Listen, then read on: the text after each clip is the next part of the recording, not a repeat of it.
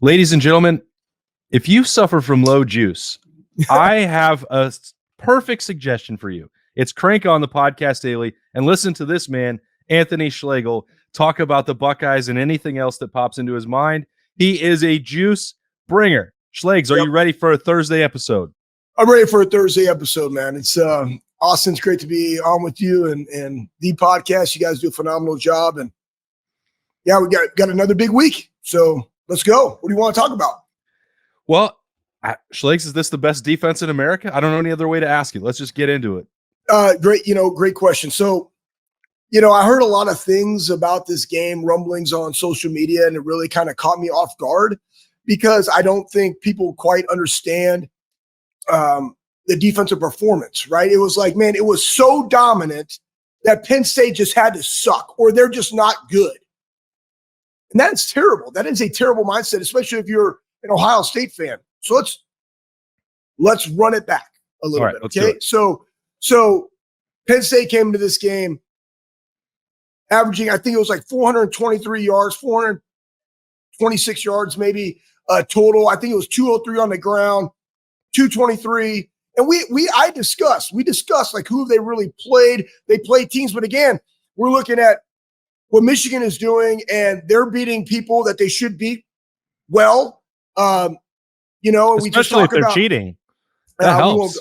We won't go. We can talk about that at the end. That's fine. Let's talk about it at the end. But the point being is you got a team that's coming in, average 40 points a game in every single game. That's hard to do, man, regardless. Okay. So 40 points a game. They have the number one defense or top 5 defense statistically in every category that matters. You got 420 something on total. You're 48% third down percentage. You had 2 running backs that are 360 something and 370 something, right? They're running the ball effectively. That's what they do. Their job, we talked about last week. They want to pound the rock, and they have a young quarterback, first-year starter. And we said, hey, you look at his passes, he averages 6 yards a completion, whereas McCord was like 9 to 10. Okay. So that being said, you know what their game is. Their game is to run the ball, short intermediate passes. They have really good tight ends, right? That had 7 touchdowns between them. They really only had 1 threat from a wide receiver. So what do we want to do defensively? Well, the number one thing was stop the run, get them into 3rd and medium, 3rd and long, and make Aller beat you. That's what we said had to happen. We said you had to establish a running game a little bit because, again, what is it that we do best? We vertically throw the football. And in this game, we saw that underneath routes, and it was a lot like Devontae Smith in Alabama. I just remember in that national championship game that they're just getting him the rock all the time. Yep. And they're being creative in the ways that they're doing it. They're just not lining him up in one position. They're motioning him. He's in the slot, right? They're creating the mismatches that you want. And we saw some of those things, especially like they had Cade and Marvin on the opposite side, and Cade basically just ran his guy. It was man coverage. He ran his guy into Marvin's guy. Remember, we've seen, hey, that's a screen, that's a pick, that's a moving pick, whatever. No, if you know what's going on, you can determine where that guy goes. And that's why there have to be levels as a defender, right? Especially playing man in those crossing patterns. So then let's take this defense here. I think it was, they had 49 yards rushing. That's including sacks. I think it was 72 total, right? Rushing the football. That's phenomenal. Okay. Boom. Aller 191. Great. A lot coming on the final drive as well. The stat that blew my mind was 1 of 16. And we said, man, they came into the game 48% on 3rd down. They know how to move the chains. And that's what they want. Remember, before they came into this game, they were winning the time possession battle by 10 minutes. Right. It flipped in this game. How did it flip? They won 3rd down. And I tell you what, man, but that's coverage, that's D-line, that's linebackers, that's complementary football defensively, everybody just doing their job. And I think that Knowles has kind of found his secret sauce, as compared to last year, right? It's like, listen, man, you have veteran guys, allow them to be dogs. And I'm going to say this, Jermaine Matthews Jr., side nugget, played a hell of a football game.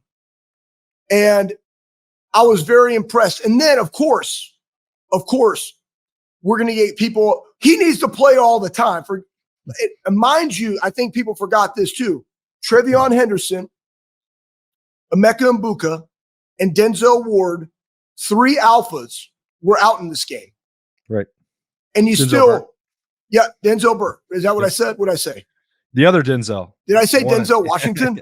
Denzel Ward. Denzel? There's 3 of them. Oh, man. Hey, if I said Denzel Washington, that would be amazing because I love him. He's a great actor. But that being said, sure Burke was fantastic. So he's fantastic. Yeah. So we had 3 alphas out. And here's the thing. Jermaine Matthews stepped up when called upon. So Tim Walton, way to go. Like, guys, that's their job. You know, when called upon, you can respond. There is no drop off. You just go and play and execute. He did phenomenal. So, and again, pass rushers, we had 4 sacks in this game. We had 6 TFLs. Like, that's great. And in big moments, we had guys stepping up and making plays. So, again, great defensive performance. You can't say it's a lack of execute. The reason they didn't execute is because we out-executed them. Right. Like I think people forget that, man. And again, every week it's hard to win. So I love what we did. Now then, offensively, you're like, all right, well, what's up with the offense? You're playing the number 1 defense in the country. It's going to be hard sledding. And you know what? Were there passes that were behind or high that Kyle threw? 100% there were. But were there absolute dimes? 100% there were.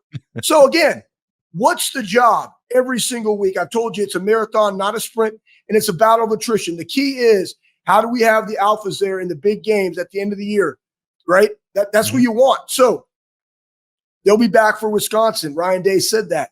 But offensively, just keep getting better at running the football. And I thought in the second quarter, I'm sitting there in Hilton Head with the family watching this with my friend Greg Fisher and the family. We're outside in the patio, and it was beautiful. It was like 78 degrees. I had a nice breeze. I could see the ocean, right? And like in the second quarter, man, I saw offensive linemen getting to the second level, and we literally were moving the line of scrimmage. I'm like, high five. You know, like, this is what we want to see. We got to keep that kind of momentum as we move forward in the season. So there is a lot of positives and takeaways from this game. And I'm excited about where we are as a whole. Because, again, we are too used to we're scoring 40 points a game. Like, that's what Ryan does, and he's a phenomenal play caller. But guess what? When you have a defense that's playing like this, your job as an offense is, especially a quarterback, is to distribute the ball to the playmakers and not turn the ball over and put your defense in a bad position. And even when some of those things did occur, our defense rose up to the occasion and gave up a field goal.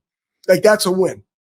Yeah, and I think I want to go back to what you mentioned about Tim Walton and Denzel Burke, Schlegs, because that's, if there was, I don't know, criticism is probably not the right word, but you look at a weakness of the Ohio State defense a year ago, and a lot of those big plays happened in the secondary, and people pointed the finger at cornerbacks. Is Tim Walton doing a good enough job? Can he make the transition back to college football from the NFL?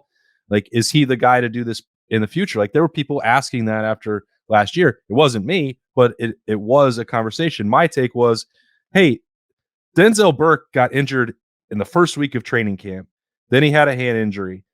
Cam Brown was dealing with hamstring and head injuries throughout the entire year. Jordan Hancock had a hamstring issue. Those are your top 3. And it was piecemeal the whole way through. They weren't that deep to begin with. I said, well, maybe if they're healthy, we can judge this in year 2. They'll also understand the system better. And you look at what's going on right now, because I think, there were some people even before the game last week that were, texting us on our subtext platform, like, well, why is this Jermaine Matthews instead of Jair Brown? Like, is this a problem with? No, I mean, Jermaine Matthews is just taking the bone here. He's a dog. He's going with it. And he's earned that opportunity. And I don't know that it probably wasn't going to happen for Ohio State in year 1, but they've built up the depth and they've stayed healthy. And then when they had a setback, they had guys that were ready to step in. And there are still more in reserve, because Jair Brown could very well go out there at some point in November and make plays. But what Jordan Hancock is doing, what Jermaine Matthews did, the way that the safeties are playing, like, that doesn't go directly to Proctor, Tim Walton necessarily. Yeah, like, it is really remarkable what's gone on from year 1 to year 2 with that staff. And it is also a reminder, I guess, Schlegs, that coaches sometimes need year two as well, just as much as players do.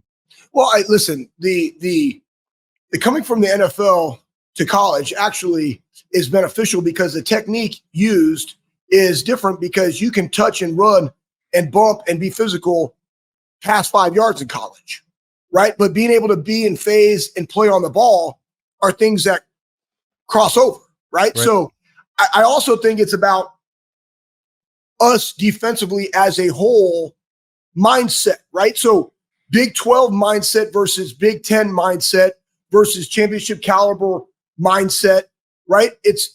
We go back and we look at the Georgia game with 9 minutes and playing single high safety when the job is to make them chew up the clock and earn the touchdown as opposed to I'm going to go, right? And we saw it earlier in the year. Hey, it's 3rd and 10, give up 9, not 17. You still have to execute. There was a mishap in it, but our guys are starting to learn to play faster. And I think as a whole, Knowles understands those pieces. And then as the coaches go and coach that, facilitate that language and that mindset to our players, they're understanding it. Are there still things that are being corrected? Right? I mean, let's face it. I mean, linebacker wise, the ability to use your hand and get off blocks, but meeting them at the line of scrimmage with what you see, but then also knowing where my fits are is something that's still evolving, right? If a guy pulls, this is just me, right? If I have a guy pull, I want a guy to spill and get in. So if the guy cuts back, he's there to make the tackle. But we also have a cutback player. But then that way, as a Mike, I know if I see color across my face, I can get over the top. I don't have to engage, get over, and then skinny back down because the guy is holding the edge, right, on that run. There's still things that they're navigating to allow our guys to play faster. It's a work in progress, but you got to know where your guys are. You can't just all of a sudden say, hey, we're going to be really more violent at the point of contact when maybe before they weren't that way or they weren't as good with their hands. So it's just things that you see and you keep developing week after week after week. Like, that's how you do it. You know what I mean? To allow your guys to play faster and have great communication. Yeah, that could be a little bit more difficult, that communication part. We'll see. I don't know. The offense isn't going to be that loud at Camp Randall, but you're going on the road. It's a different challenge. Wisconsin is a little bit different beast than Penn State was. When you look at this Schlegs and you know who's the head coach on the other sideline there, like, what does a Luke Fickell-led Wisconsin mean to you? What's it look like? What's the challenge going to be on Saturday night? Well, I mean, he's all about tough and nasty, competitive excellence. I mean, he's the same thing at Ohio State that he was at Cincinnati, that he is at Wisconsin. That's why I think he's going to do great things at Wisconsin. You look at that staff, there's a lot of Ohio State connections, right? Besides Fick being here for 16 years, you got Brady Collins, who is an assistant strength coach at Ohio State that he went to Cincinnati. Totally gets it. Totally gets the guys. Tuff Borland is there. Chris Worley is there. Mike Trussell wasn't necessarily at Ohio State. I think he was a GA at one point. But he's there. Paul Haynes is there. So here's the thing. He doesn't know what we do defensively. He doesn't know what we do offensively. But he does know the type of dudes that we have. Right. Versus his dudes. So that being said, he's going to want, they have 16 rushing touchdowns. They have 5 passing touchdowns. They run the football. That's what they do. They run the football for 179 a game. Okay. They pass it for 216. They're about running the football. They have a freshman quarterback right now, I believe. Yep. So, Tanner Mordecai is out. Yep. So what are they going to do? They're going to do what Indiana wanted to do. They're going to do what Notre Dame wanted to do. They're going to do what Penn State wanted to do. And that is time of possession. Get to third and short, right? Run the football. They're going to go back and look at the things that Indiana did well. They're going to go back and look at the things that Notre Dame did well in the running game. And how can we exploit that? So for us, it's really the same game plan, same mindset that you had in the Penn State game, which is what? Win first and second down. Get the freshman quarterback to third and medium, third and long. Same thing. Aller and this kid, right? Boom. Make that guy beat you. Don't let Allen beat you, because Allen's a beast, man. He's got 704 yards on the season, 8 touchdowns, almost 6 yards a carry. Like, that's the dude that you got to stop, right? Make the quarterback beat you. So defensively, it really is the same thing that we've seen all season. But after this Penn State game, boom, you have a lot of momentum going in. And what travels the best? A run game and defense. So can we establish a little bit of that running game, that physicality that we want? Can we move the line of scrimmage? However, Fick knows he has to steal possessions in a game like this, especially if they're not having success on third down, which is where special teams will become critical in this game. Just doing your job. You can't have a muff punt, give him a short field. We did that, held him to a field goal. Boom. But those are things that you got to correct. And is there going to be an onside kick? Is there going to be a fake punt? Like all those different variables. Every time you go out there, it's one rep at a time. Go win that rep. So that's kind of what you're going to see from Wisconsin. But Fick knows that, right? It's the same thing that you're just remember like the Rutgers game a couple years ago where Shiano was just pulling all sorts of stuff out of his hat. Like that's what they got to do to win. And I'm not comparing a Wisconsin to a Rutgers. I'm just saying that mindset that you understand what they got, the type of like alphas that they have, right? And the genetics that they have over there. I have to do something in my home stadium to capitalize on that and keep my crowd energized and in the game for 4 quarters. And if we can keep it close, we have a chance. And I will say this too. They just got beat by Iowa 2 weeks ago. And then you go on the road to Illinois and you're down 21-7 in the fourth quarter and you rattle off 18 straight. Right. That's momentum for them. That's a stepping stone for them. Vic said that's the type of competitive spirit that he's been wanting to see. And sometimes you just have to feel that and see that and experience that in a game that we collectively can do that. So they too have some momentum now going in at home. And it's at night, I believe, right? Yep, it is. Yep. It's going to be a great environment, but again, the test of Notre Dame prepares you for these type of environments and these type of games. So who does that mean have to be the difference makers this week, Schleg? I mean, it would be great to have Trevion. So I'm going to say offensive line and Trevion being in there will be a difference maker, because if we can do that, that opens everything else up. It's going to be like pick your poison at that point, right? Who do we stop, right? If we can run the ball, we're just going to keep running. We're going to own the time possession, right? So I would say Trevion, the offensive line. I would say this, Kyle, we were fortunate. And again, it goes back to Marvin, and I believe it was on Dixon, number 4. Like, that was a great battle. And when you got Marvin on their best guy every single time, Marvin's going to win. And that's how the holding penalty happened on that play. But Kyle has to continue to do a better job of, hey, I'm not going to try to go make a play. I just got to understand I got to throw it away or I got to take the sack, because I can't turn the ball over. Because that definitely would have flipped the script in this game versus Penn State that wasn't able to do anything, right? So Wisconsin, that's how you can keep them in it. So I would just say Kyle being efficient and protecting of the football is vital. So those are 2. And then defensively, it's going to go right back to the front 7. Can you stop Allen, right? Can you get them into third and medium and third and long? That's the game. Because I 100%, our secondary is playing at an elite level. And this also goes into recruiting and competitive excellence. And I think that's something that people forget. Hey, man, why do I want to necessarily transfer when I'm going against the best every single year or every single practice? And yeah, I could go and potentially, show out somewhere else, but am I getting developed and am I getting the competition that I would be at Ohio State? Because when you're at an Ohio State, you only need one year, right, of that tape to say I could potentially be a first rounder. That's a fact. I might get 2. So that being said, the competitive excellence right now from the skill position at Ohio State is at a high level. And I think that's why you're seeing our secondary rise up as well. It's recruiting, it's coaching, but guess what? Tip of the cap to the offensive guys.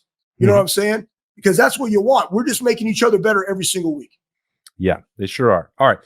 Schlegs, I couldn't tell if you wanted to talk about Michigan stealing science or not. You know what? Here's the deal. it's, I've heard people compare it to Houston, and my son plays baseball.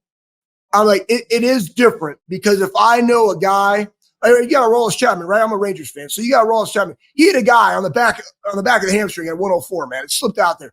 That hurts, okay? If I know a guy's throwing that type of gas, and then I know he's coming in with a slider, because that's what they do, man. You change speed, you change eye levels, right? But I know that it's not a fastball and it's a changeup, and I can sit on that. That's different. Now, here's the thing. The thing about the sign stealing, everybody looks at it, right? Like, I'm at the line of scrimmage if I'm a linebacker. I'm looking at what they're doing. There's a lot of different things that we can decipher within a game from watching film. And again, watching film from the all 22, you have a sideline camera, it's up in the press box, and you have an end zone camera. You're not getting signs from there, okay? No. You're not.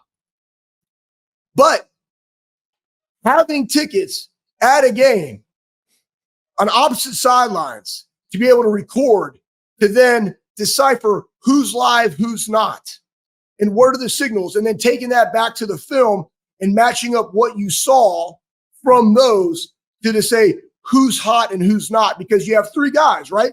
One guy's live, two guys aren't. So they're looking at the live guy. That's why they all have different color shirts. It's on both sides of the football.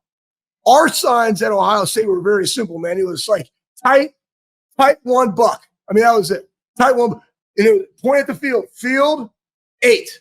All right, field 8. 7, 8, 9. Okay, so not very difficult, right? You still have to execute. Yep.